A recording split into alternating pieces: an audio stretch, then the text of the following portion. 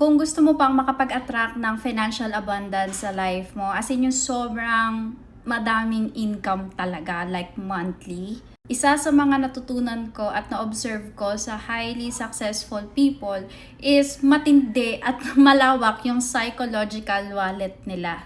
Ito yung threshold nila when it comes to earning money. Like, limitless sa kanila yung pag-earn ng pera. Hindi naka-fix lang sa ganitong amount monthly. So, kailangan, if you're from scarcity mindset or survival mindset, survival frequency, kailangan mo pag-aralan, i-shift yung mindset mo into abundance. Kasi in that way, kailangan limitless yung pag-earn mo ng pera. Dapat yun yung iset mo sa mind mo para yun din yung ma-attract mo sa reality. As in, kung sino ngayon lagi mong kasama at pinapakinggan at kinakausap, nagiging ganun ka din.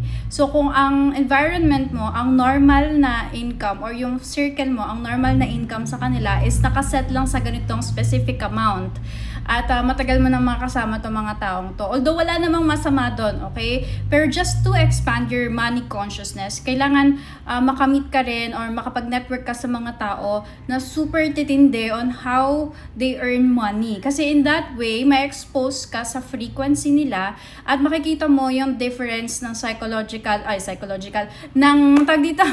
ng money psychological wallet niyong dalawa.